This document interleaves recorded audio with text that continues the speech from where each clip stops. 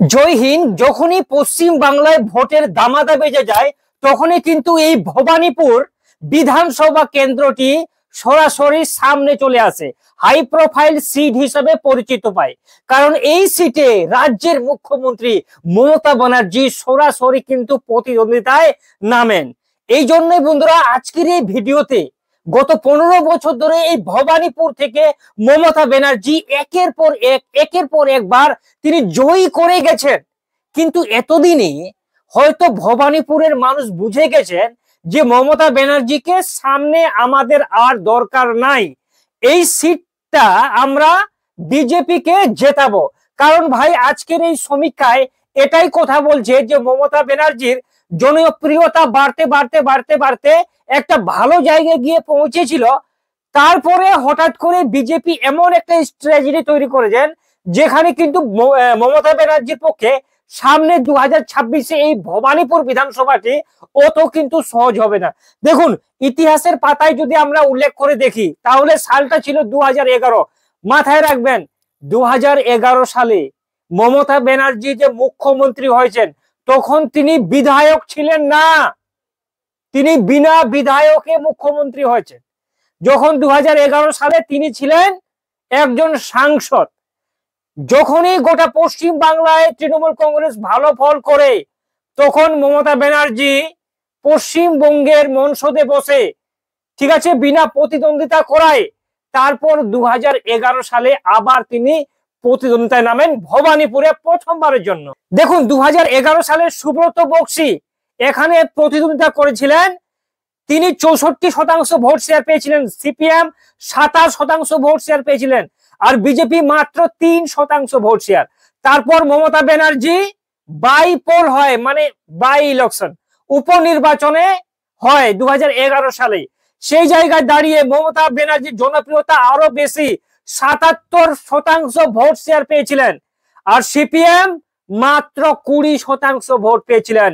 বিজেপির কোনো প্রার্থী ছিল না সেই সময়, ইন্ডিপেন্ডেন্টের একজন মাত্র 1% ভোট পেয়েছিলেন। প্রায় 54,000 ভোট নিয়ে মমতা ব্যানার্জি মেজরিটি নিয়ে পশ্চিম বাংলার মনসদে কিন্তু বসেন 2011 সালে। তারপর 2011 সালের পরে আমরা আসি 2016 সাল, আবার মমতা ব্যানার্জি এই ভবানীপুর থেকে কিন্তু তিনি প্রার্থী হয়েছিলেন। ঠিক আছে, দেখুন 2016 সালে মমতা ব্যানার্জির জনপ্রিয়তাটা কমেছিল, কত? মাত্র 47% ভোট শেয়ার পেয়েছিলেন। এখানে কিন্তু প্রায় অনেকটা ভোট ভবানীপুরের মানুষ মমতা ব্যানার্জিকে কম দিয়েছিল। তার প্রতিদ্বন্দ্বী ছিল কংগ্রেসের দীপা দাস মুন্সি, ঠিক আছে, তিনি পেয়েছিলেন 29% ভোট শেয়ার। আর চমক ভাবে 2016 সালেই বিজেপি 19% ভোট শেয়ারে এসে পৌঁছে। 5 বছরে বিজেপির ভোট শেয়ার 19%, মানে বিজেপির উত্থানটা কিন্তু ধীরে ধীরে আমরা এখান থেকে দেখতে পাচ্ছি। এবার এক ধাপ এগিয়ে 2021 সালে আমরা আসি। 2021 সালে মমতা ব্যানার্জি নন্দীগ্রাম থেকে প্রার্থী হয়েছিলেন, মনে আছে? আর এই ভবানীপুর থেকে শোভনদেব চ্যাটার্জি প্রার্থী হয়েছিলেন। তাই হয় শোভনদেব চ্যাটার্জি 2021 সালে 57% ভোট শেয়ার পেয়েছিলেন, ঠিক আছে। আর বিজেপি গুটি গুটি পায়ে আবার প্রায় 35% ভোট শেয়ারে পৌঁছে যান। আর কংগ্রেসের ভোট শেয়ার মাত্র 4% ভোট শেয়ারে নেমে আসে। তার মানে 2021 সালে যদিও তৃণমূল কংগ্রেস এই সিটে জিতে, মমতা ব্যানার্জি ওই পূর্ব মেদিনীপুর জেলার নন্দীগ্রামে আসনে কিন্তু হেরে যান। হারার পরে ওই যে নাই মামার চেয়ে কানা মামা অনেক ভালো একটা কথা আছে, মমতা ব্যানার্জি আবার এই শরণে চলে আসে ভবানীপুরে। কারণ তিনি মুখ্যমন্ত্রী তো হয়ে যান, নন্দীগ্রাম থেকে হেরে যাওয়ার পর তাকে তো আবার মানে বিধায়ক হয়ে নির্বাচিত হতে হবে। আবার 2021 সালে কিন্তু উপনির্বাচন হয় এই ভবানীপুরে। উপনির্বাচনে মমতা ব্যানার্জি আউটস্ট্যান্ডিং পারফরমেন্স, পূর্বের সব রেকর্ড ভেঙে দিয়ে 72% ভোট শেয়ার টেনে নেয়। আর বিজেপি 22% ভোট শেয়ারে চলে আসে আর সিপিএম মাত্র 3% ভোট শেয়ারে পৌঁছে যায়।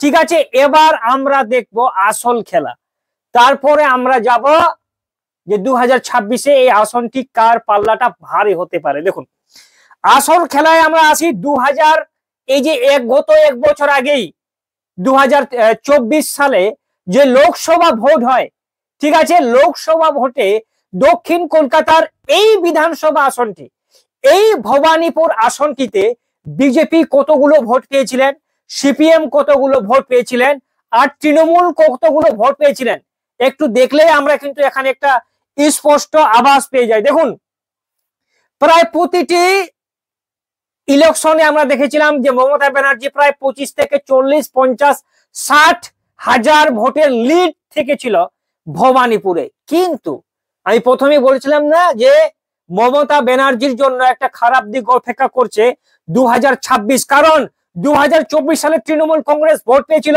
62,461টি ভোট পেয়েছিল, ঠিক আছে, আর বিজেপি পেয়েছিল 54,164টি ভোট পেয়েছিল, আর সিপিএম ভোট পেয়েছিল 14,006টি।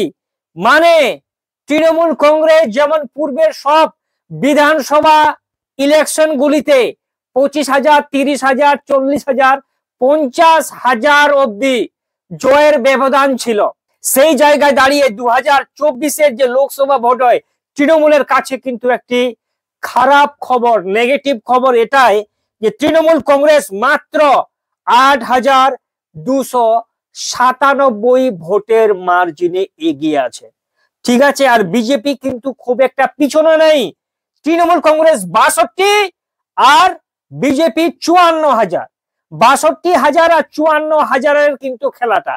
এই 8,000 যদি একটু এদিক ওদিক হয়ে যায় তাহলে সরাসরি কিন্তু বিজেপি এই ভবানীপুর থেকে থাবা বসাতে পারে। এবার আপনার প্রশ্নে আসবে যে দাদা এই ভবানীপুর বিধানসভাটি 2026 সালে কোন দলের পালে যেতে পারে। তো আপনাকে বলে রাখি 2026 সালে এই ভবানীপুর আসনটিতে এখনো কিন্তু মুখ্যমন্ত্রী মমতা ব্যানার্জির জনপ্রিয়তার তালিকায় তিনি কিন্তু এগিয়ে আছেন।